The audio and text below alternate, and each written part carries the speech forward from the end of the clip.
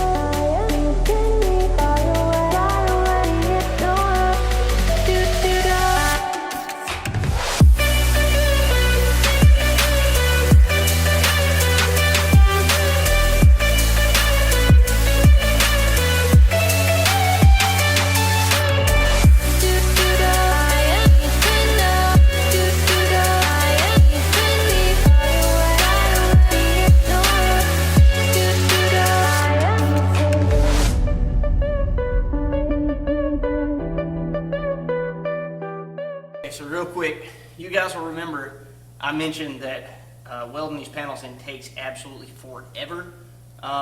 So what you're seeing me do is I'll make a weld, I'll skip 6 or 8 inches, I'll do another tack weld, skip 6 or 8 inches, do another tack weld, continue.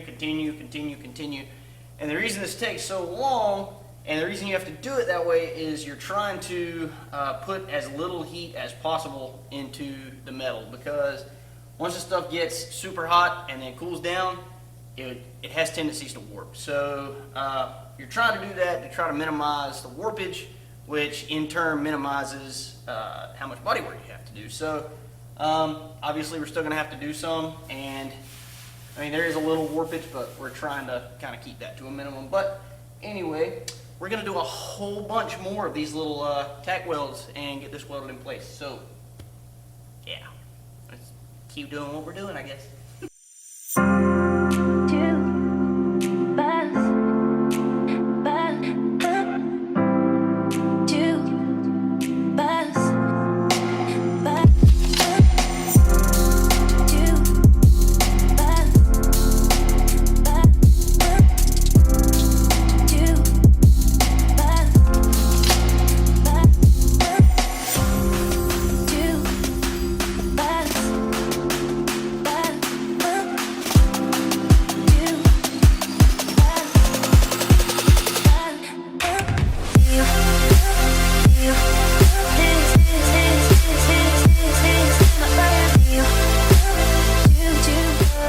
Okay, you guys get the idea. This takes forever, but I'm not going to make you guys sit here and watch me weld for the entire episode. So I'm going to shut the camera off, I'm going to finish this out, show you guys what it looks like when I get done, and then I'll weld the floor pans in, and then we'll start grinding. But yeah, not going to make you guys watch this. See you in a few minutes.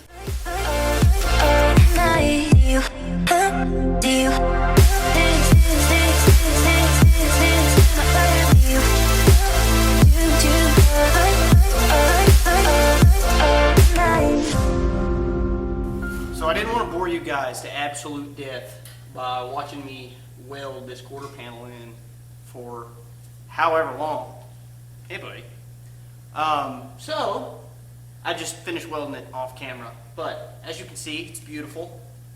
I'm just kidding, no it's not. It's absolutely horrible looking. It looks like a dirt dauber nest or chewed up bubble gum or anything you can imagine that looks like an absolute mess. That's what this is. But it's a gazillion spot welds that all come together to make one seam. So it's not really gonna be able to be very pretty. So there's that, I guess.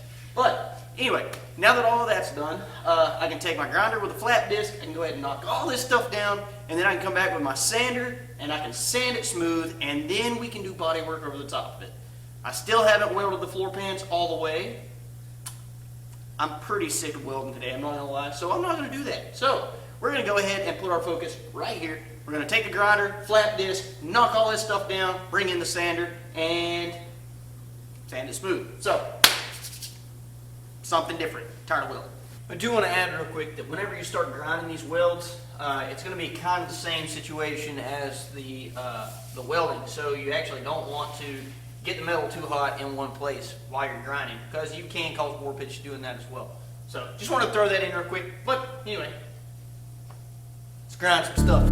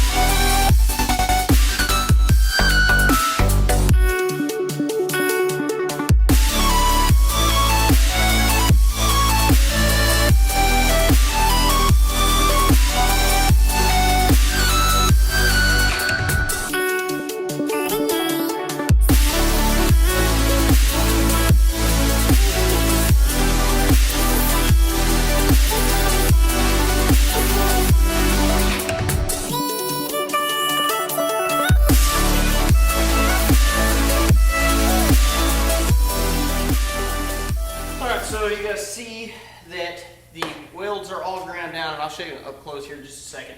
But the next thing that I'm going to do is take my sander, my little DA sander with 80 grit paper, and run over this. I'm going to rough up the whole thing, probably down to about this body line, because we are about to put a lot of body filler on here.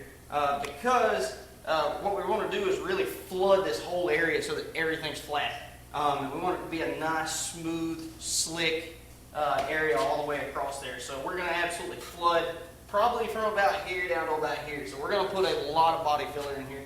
But anyway, I'm going to show you guys up close kind of what this looks like and kind of where we're at with it. And then we're going to sand this down and go ahead and put some body filler on. So here we go. So I got it sanded down and pretty well did away with where you could see anything on either side of where I welded it. Doesn't look, doesn't look bad, but it's not horrible. So we're gonna sand this thing, and then we're about to put a whole bunch of body filler on.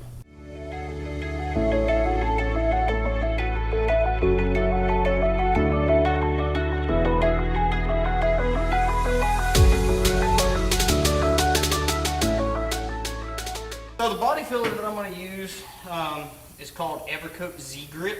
A friend of mine showed me this stuff, and I used it one time and I've been using it ever since. Now that I've used this stuff, I'll never use Bondo products again. That's what I used to use. But anyway, so this stuff actually gives you a minute to work with it. Whereas Bondo, when you mix that stuff up, man, you got like 30 seconds and that junk's already hardening. So I like this stuff, especially for stuff like this.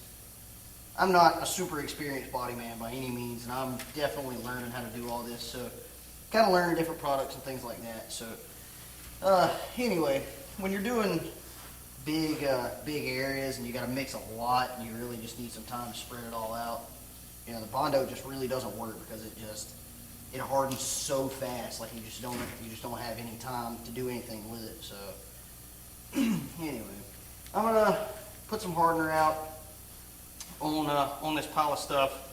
I'm not gonna mix it just yet until I'm over at the car because I gotta move the camera. Anyway, I just wanted to kind of mention this stuff, just in case anybody was gonna ask later. But anyway, I'm gonna move the camera and we're fixing to get to mixing and put this stuff in the car. So here we go. All right, so It's my hardener and my body filler. Get that stuff mixed up. Get going with that. Make sure all that hardener's mixed in. Now, like I said, guys, I'm not a experienced body man by any means whatsoever. So this has all been a good learning experience for me, you know, messing with these and building these cars. And the whole reason, in case y'all missed it before, the whole reason I bought this Chevelle was so that I could cut it up and not feel bad about it, because the car was really worth absolutely nothing. So anyway, we're about mixed up here. And we're fixing to put all this on here, and we really just want to flood this area and build all this up. And that way when we sand it down, it's nice and smooth all the way down. So I'm going to start right here and go toward the back of the car. And I did go ahead and wipe down the whole quarter panel with thinner. That way, you know, I knew it was good and clean, and I got all the dust off, because it's just really aggravating to work with when that stuff gets in your body filter. It just begins to clump up and just causes problems, and nobody wants to deal with that. I like that strong hair with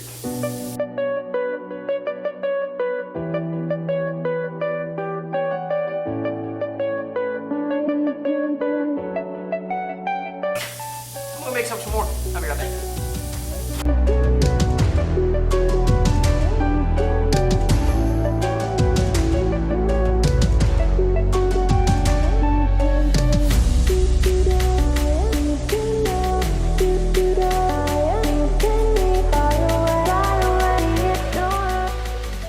Okay guys, so we are well on our way to finishing out the quarter panel on the Chevelle. Unfortunately, this is as far as I'm going to be able to get this week, but we did get the quarter panel the rest of the way welded in, got those ground down, went ahead and put a layer of body filler. We absolutely flooded this thing with body filler because I wanted to get it as close as possible with the first coat. Obviously, it's not going to be perfect with the first coat, but I wanted it to be close. So whenever we get back on this thing, I'll block this out, figure out where my issues are, and we'll do another layer of body filler. And then we'll sand that out as well until we get it nice and smooth. But anyway, not gonna be able to do any more today. I ran out of time. I have to work in the morning, and I'll be gone for a couple of days. So won't be able to do anything on this for a couple of days, but I'm glad we made a little bit of progress. So once we get back, get this blocked out, I'll finish welding out the floor pans, and then we'll put Hunter to work grinding those, because I don't want to do that anymore. That was just terrible. But anyway, so yeah, ready to get back on this thing, see how far we can get. Appreciate you guys tuning in, and we will see you on the next episode. Deuces.